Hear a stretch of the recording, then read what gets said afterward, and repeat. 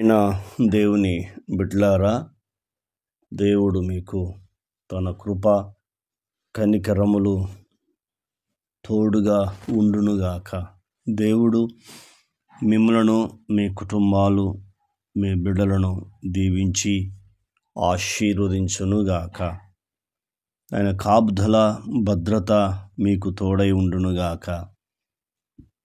ప్రతి కీడు అపాయాన్ని తప్పిస్తూ మీ పనులన్నిటిలో నుండి దేవుడు మిమ్మల్ని ఆశీర్వదించునుగాక, మిమ్మల్ని విస్తరింపచేయునుగాక.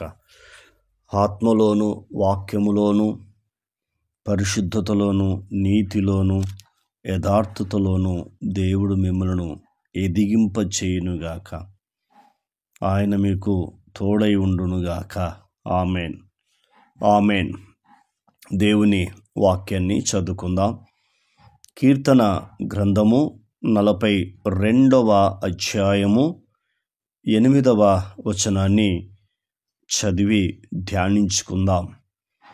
అయినను పగటి వేళ యెహోవా తన కృప కలుగు నాజ్ఞాపించును. రాత్రివేళ ఆయనను గూర్చిన కీర్తనయు, నా జీవదాత అయిన దేవుని గూర్చిన ప్రార్థనయు నాకు తోడుగా ఉండును. Amen, amen. ఎంత అద్భుతమైన మాటో మనకిక్కడ కనబడుతుంది. పగటి వేళ అంటే ఉదయము, పగలు తన కృప కలుగును ఆజ్ఞాపిస్తారట దేవుడు. ఎందుకంటే ఆయన కృప మనకు ఆరోగ్యాన్ని కలుగజేస్తుంది, ఆయుష్ను పెంచుతుంది. మనలో ఉన్న అనారోగ్యాన్ని, బాధలను, కష్టాలను, శ్రమను జయించే కృపను దేవుడు అనుగ్రహిస్తాడు. మొదటిది. రెండవది, మీరు ఏ పనైతే చేస్తున్నారో ఆ పనిలో మీకు దీవెనలు కలిగించేదే దేవుని కృప.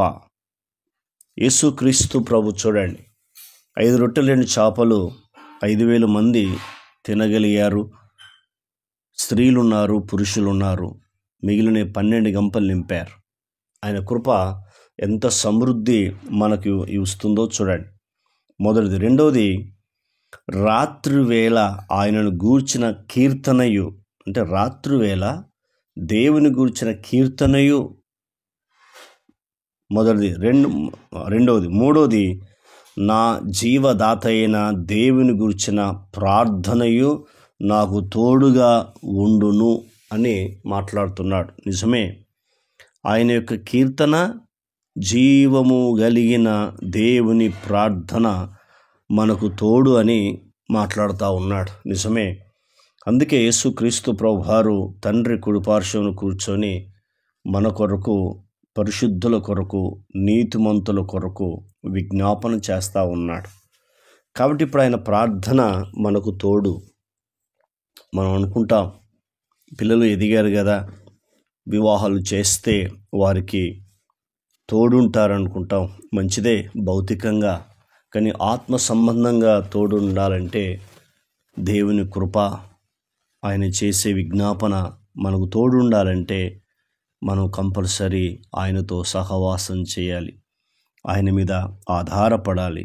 అప్పుడు దేవుని గురించిన ప్రార్థనయు నాకు తోడుగా ఉండును.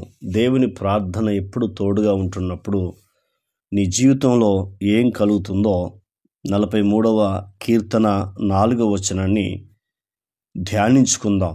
అప్పుడు నేను దేవుని బలిపీఠం వద్దకు, నాకు ఆనంద సంతోషములు కలగజేయు దేవుని యొద్దకు చేరుదును. ఆమెన్. అంటే దేవుని యొక్క బలిపీఠం యొద్దకు ఎప్పుడైతే నీవు రాగలుగుతావో, ఆయన బలిపీఠం దగ్గర కూర్చొని ప్రార్థన జీవితం కలిగి ఉంటావో, ఆయన మాట్లాడుతున్న మాట ఏంటంటే, మొదటిది ఆనందము, రెండోది సంతోషములు కలగజేయు. చూసారా, ఆనందాన్ని కలగజేస్తాడు, సంతోషాన్ని కలగజేస్తాడు. కాబట్టి అందుకే నీవు దేవుని యొద్దకు చేరాలని పరిశుద్ధమైన గ్రంథం చెప్తుంది. ఆయన బలిపీఠం యొద్దకు వచ్చి ఆయన పాదాలు పట్టుకుంటున్నప్పుడు నీకు సంతోషము, ఆనందము కలుగుతుంది. అందుకే ఆయన సన్నిధిలో నీవు ఉండాలి. ఉదయకాలం నుంచి సాయంకాలం వరకు ఎన్ని పనులు చేశావో ఆ పనులు ముగించుకొని ఇంటికి వచ్చిన తర్వాత మనం ఫ్రెష్ అప్ అయి మంచిగా భోంచేసి ఆయన సన్నిధిలో కూర్చొని ఆయన ఇచ్చే వాగ్దానాలు విని ఆ వాగ్దానాల ప్రకారంగా ఎప్పుడైతే మనం ఉంటామో ఆనందము, సంతోషం ఇస్తాడు. అలాగే బ్లెస్ చేస్తాడు. మరొక వాక్య భాగాన్ని చదువుకుందాం. 52వ కీర్తన 8వ వచనాన్ని చదివి ధ్యానించుకుందాం. నేనైతే దేవుని మందిరములో పచ్చని ఒలివే చెట్టు వలె నున్నాను అంటున్నాడు. నిత్యము దేవుని కృపయందు నమ్మకం ఉంచుచున్నాను అంటున్నాడు. ఇక్కడ మనం చూస్తున్నప్పుడు అనేక రకరకాల మనుషులు కనబడుతూ ఉన్నారు. ఈ అధ్యాయంలో మనం మొదటి నుంచి 7 వచనాల వరకు చూస్తుంటే ఇక్కడ వాళ్ళ జీవితాలు ఎలా ఉన్నాయి, వారి స్థితిగతులు ఏంటి, వారు ఏమి కలిగి ఉన్నారో రాస్తున్నాడు దావీదు గారు. కానీ 8వ వచనం అంటున్నాడు, నేనైతే దేవుని మందిరంలో పచ్చని ఒలివే చెట్టు వల్ల ఉన్నాను సాక్ష్యం ఇస్తున్నాడు.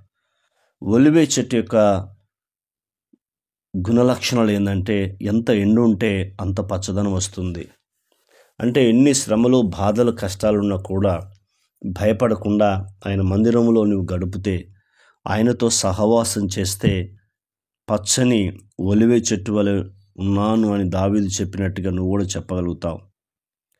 దేవుని కృపయందు నమ్మకం ఉంచుమన్నాడు. దేవుని కృపయందు ఎప్పుడైతే నమ్మకం ఉంచుతావో నీ జీవితంలో అద్భుతాన్ని చూడగలుగుతావు. కాబట్టి రాత్రి నిద్రపోక ముందుకు ఈ వాగ్దాన వాక్యాలు వింటే ఎన్ని అద్భుతాలు పొందుకుంటావో చూడుము. ప్రార్థన. కన్న తండ్రి, మీకు స్తోత్రాలు. విన్న మాటలు దుష్టతకు పోకుండా సహాయం చేయండి. ఈ మాటల ద్వారా మీరు మమ్మల్ని ఆదరించినందుకు మీకు స్తోత్రాలు. పగటి వేళ కృపనుంచే దేవుడవు అయ్యా, కీర్తనయు ప్రార్థన మాకు తోడుగా ఉంచే దేవుడవు. అందుకు నీకు వందనాలు చెల్లిస్తున్నావు. ఆనందము, సంతోషం ఇస్తానన్నావు. అందుకే మీ కృతజ్ఞతలు, మీకు స్తోత్రాలు. మేము మీ మందిరంలో పచ్చని ఒలివే చెట్టు వలె ఉండాలని కోరుతున్నావు. దేవుని కృపయందు, మీ కృపయందు నమ్మకం ఉంచమన్నావు. అలాంటి జీవితం మేము కలిగి ఉండని సహాయం చేయమని మమ్మల్ని అందరినీ